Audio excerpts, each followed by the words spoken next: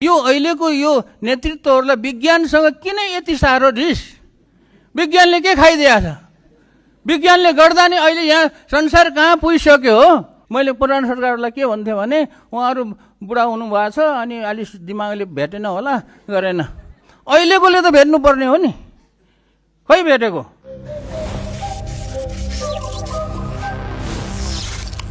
सर्वप्रथम त म एउटा अनुरोध गर्न चाहन्छु सम्माननीय सभामुखज्यूलाई कि चाहिँ म एक्लो मान्छे भनेर एउटा माननीय भनेर एक्लो माननीय भनेर चाहिँ हेला नगरियोस् है। किनभने अरूले 10-15 मिनट 20 मिनट 30 मिनट पाउँदाखेरि मलाई चाहिँ 5 मिनट नदियोस्। म एक्लो छैन। तपाईँहरूको कुनै पनि पार्टी भन्दा पार्टीको सदस्यहरू हुनुहुन्छ, तपाईँहरूको तिनीहरूभन्दा तपाईँहरूको पार्टी सदस्यहरू भन्दा मेरो चाहिँ समर्थकहरू धेरै छन् नेपालमा। साँच्चै पत्याउनुहुन्न भने जनमत लिनुहोस्, जनमत लिनुहोस् बाहिर गएर होइन। म एक्लो छैन, मेरो साथमा सारा नेपालीहरू छन्। सारा नेपालीले मलाई चिन्छन्, बच्चा बच्चाले चिन्छन्, टोल टोलमा चिन्छन्, गल्ली गल्लीमा चिन्छन्। त्यस कारणले 5 मिनट मलाई स्वीकार्य छैन है। अब म धेरै कुरा गर्न चाहन्न। म सौभाग्यले भनौँ अथवा दुर्भाग्यले भनौँ, अहिलेको जुन संसद बसेको छ, अहिलेको जो सरकार बनेको छ, त्यो सरकार बनाउनको लागि, चुनाव गराउनको लागि, चुनाव गराउने सरकारको म पनि मन्त्री थिएँ। पुरा मन्त्री हुन सकेन, भएन, तर म पनि मन्त्री थिएँ नि। त्यही सरकारले, हामी के अरे मन्त्री भएको सरकारले नै चुनाव गराएर अहिलेको संसद बनेको, अहिलेको सरकार बनेको हो। त्यति बेला खास गरी मलाई दुःख लागेको कुरा के छ भने त्यति बेला मैले जे काम गर्न सकिनँ, खोजेको थिएँ गर्न सकिएन, किनभने चुनावी सरकार थियो, मैले जोड पनि गरिनँ।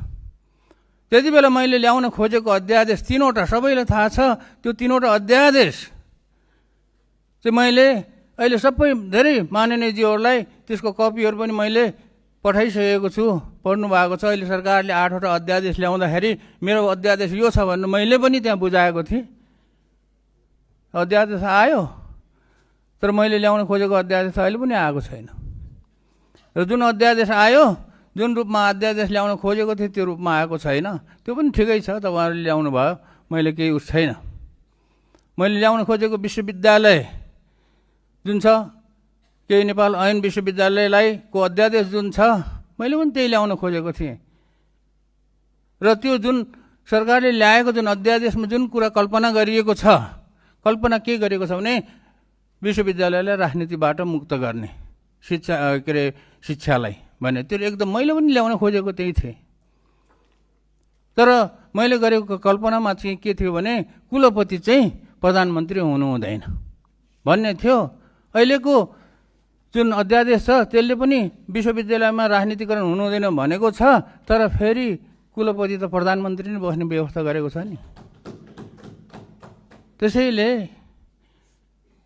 त्यो त भयो, म त्यसमा केही दुःख मनाउ छैन।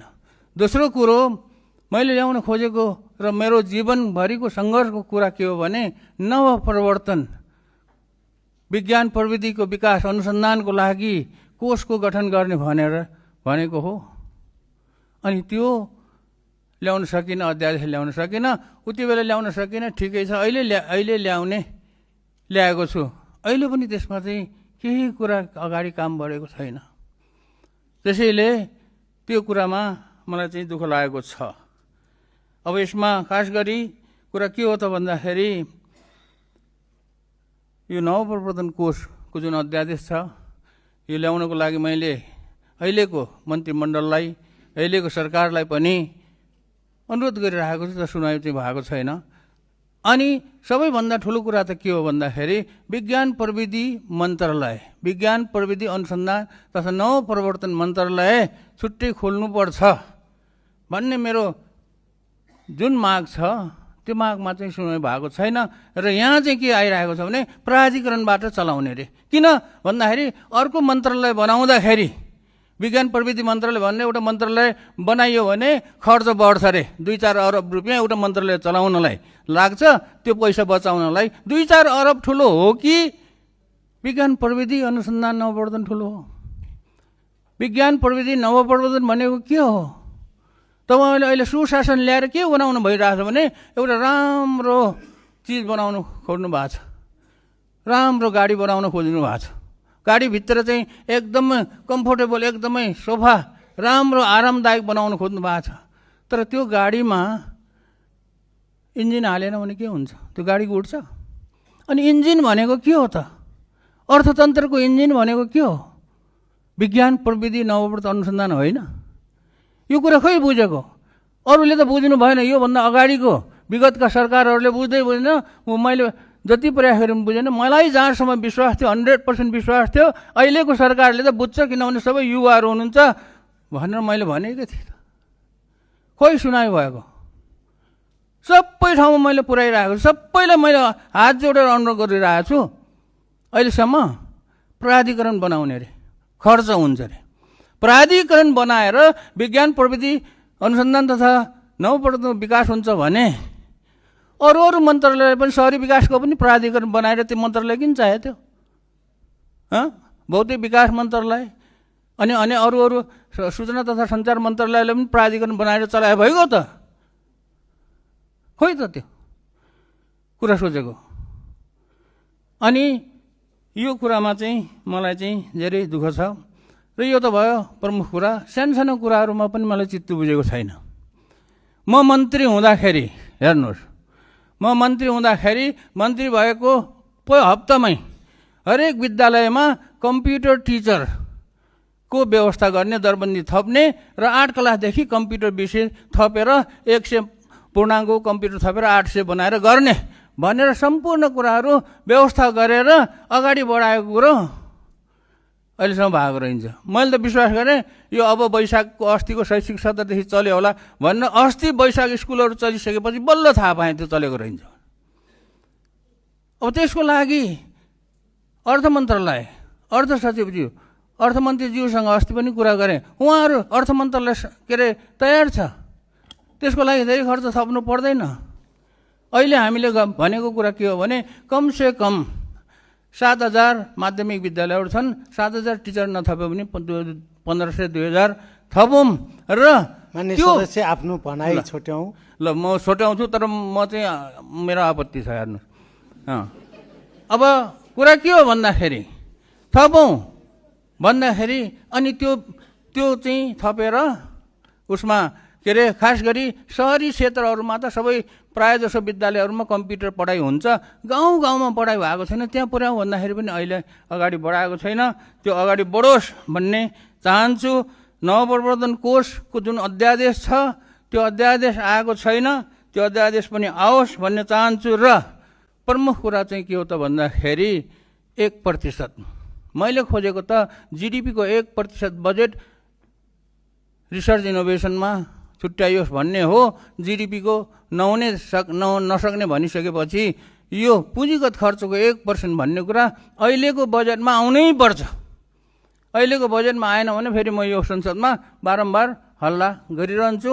त्यो चाहिँ आओस्। हेर्नुहोस्, यो कुरा मैले अहिले नै जानकारी दिएँ र हिजोको राष्ट्रपतिजीको सम्बोधनमा पनि जुन नीति तथा के अरे कार्यक्रम छ त्यसमा विज्ञान भन्ने शब्द छँदै छैन।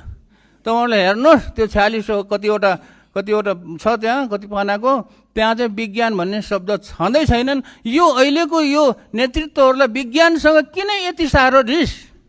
विज्ञानले के खाइदिएको छ? विज्ञानले गर्दा नि अहिले यहाँ संसार कहाँ पुगिसक्यो हो?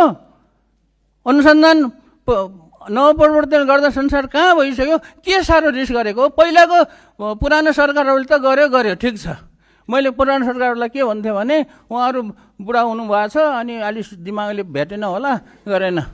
अहिलेकोले त भेट्नुपर्ने हो नि, खै भेटेको? यो कुरा चाहिँ म चाहिँ एकदमै छ। र यही कुराले रिस उठेर मैले हिजो बेलुका चाहिँ के गरेँ भने मेरो फेसबुकमा मैले यो सबै नेताहरूलाई श्राप दिन्छु भनेर कसैको पनि दिमागमा विज्ञान प्रविधि नवप्रवर्तन भन्ने कुरा यिनीहरूको दिमागमा पस्दै नबसोस् भनेर मैले श्राप दिएको थिएँ। त्यो चाहिँ रिसको झोकमा गरेको हो, माफी चाहन्छु। यो कुरालाई सुधार्नुहोस्, मेरो श्राप म फिर्ता लिन्छु ल।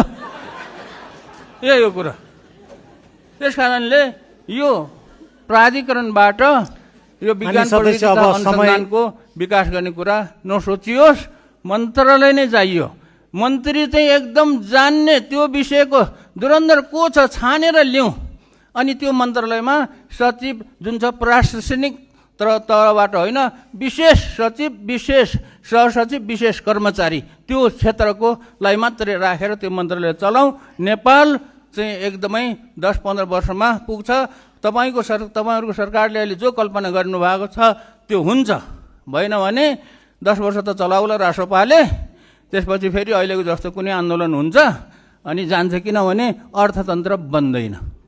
विज्ञान प्रविधि नभइकन अर्थतन्त्र बन्दैन। बनाएर देखाउनु हुन्छ भन्ने कुरामा पनि म विश्वास गर्दैन। संसारमा कसैले पनि विज्ञान प्रविधि अनुसन्धान नवप्रवर्तनलाई प्रयोग नगरिकन अर्थतन्त्र बनाएकै छैन।